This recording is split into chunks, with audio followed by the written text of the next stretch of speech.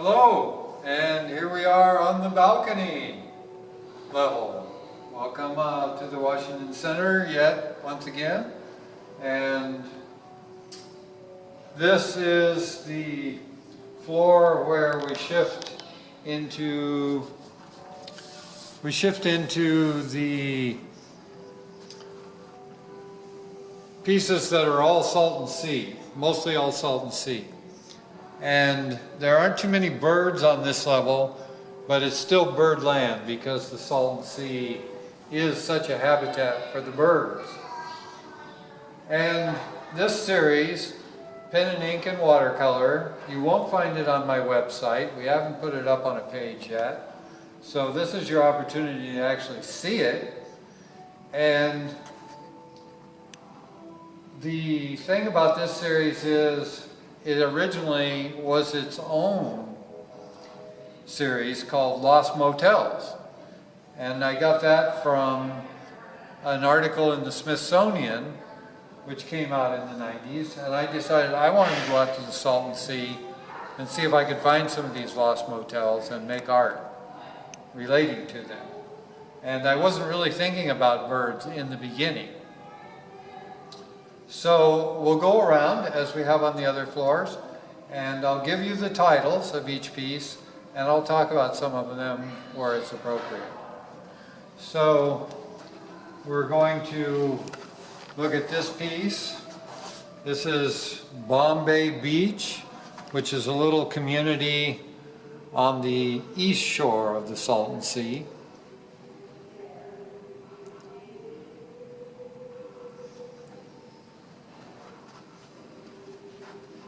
And now we're looking at a very small piece called Delivery Day. And this is actually Olympia and the security building. And the elevator had been down for 6 months. So finally the parts came from a long distance away, and they hired a crane to lift them onto the roof. So I got up at 6 o'clock in the morning and came down and did the photo shoot. The big parts were already on the roof at that point. But they were still working, and I got the details that I needed to make the piece. And the security building is definitely birdland because it's totally inhabited by seagulls up on the roof.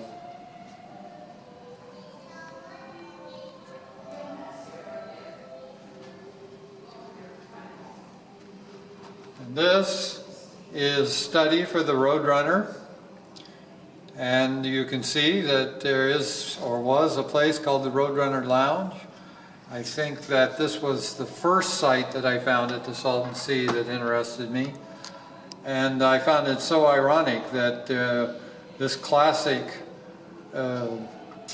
Sundowner Motel sign was there intact with birds on it, if you could see them. They're very small. And the motel itself is just a burned out hulk.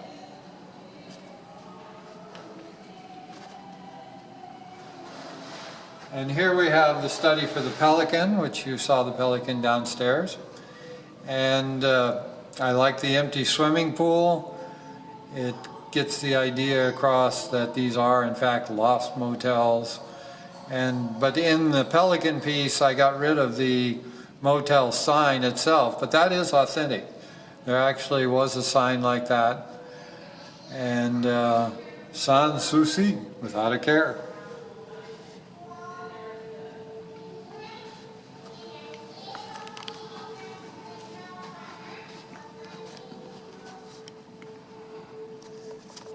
And coming over to this piece, we have the Desert Tower. This is a little bit of an anomaly. It's a kind of a faded tourist attraction near the Mexican border, and I stumbled across it on my way up to Jacumba, which is a strange little place on the border. And well, the story is that there was a fellow that was surveying for the railroad, and he liked the country so much he came back and he built this tower, and he carved these creatures out of granite, which, as you can imagine, was quite a job since granite is a hard stone to work. So we have a wildcat and a buffalo and an owl head and unknown creature, dinosaur perhaps.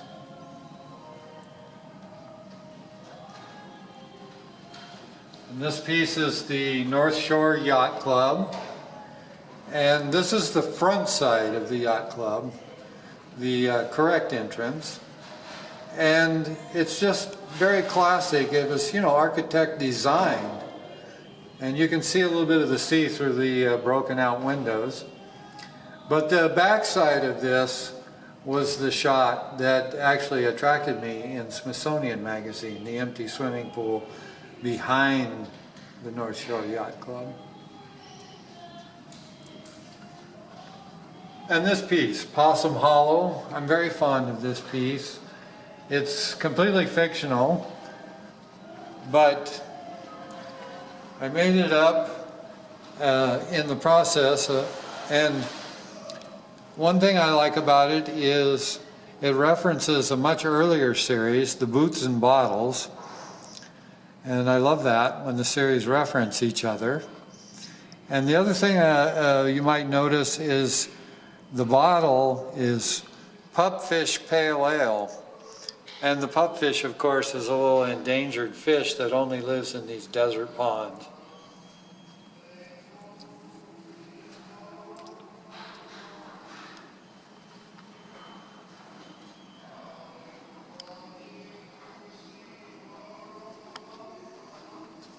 And here we have study for the avocet, the Red Hill Marina, and the geothermal plant in the background. And in the middle ground, we have this Spanish galleon, and that, of course, is very much an anomaly. And you might wonder what it's doing in there. But I just wanted to put it there because there is this legend of a famous Spanish treasure ship full of pearls that somehow sailed into the Salton Sea and never got out. Here we have Boston Harbor. This piece sold at our Arts Walk event. The little lighthouse is typical of South Sound.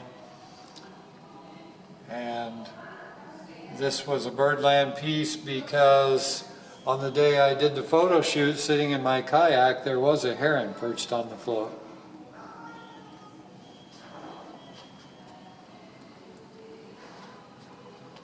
And we have the study for Scorpion Bay.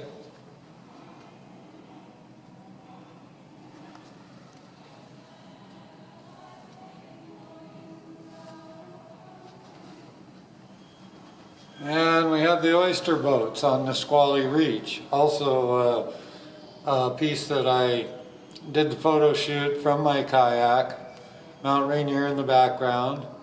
And I love this piece because it really gets the essence of the kayaking, the water, the sky, the unstable elements, and just the peacefulness of the whole experience. So that concludes our tour of the gallery, and I just want to thank Washington Center for having me back again after 8 years. It's such a beautiful space to show in, and I couldn't be more pleased with the opportunity and the way it all turned out. And I want to thank the gallery director, Britannia Kirshner, and everything she did, from selecting which paintings go where and hanging the show and all the 1,001 little details that go to make an art show successful. So thanks to them, and I hope you've enjoyed our video tour.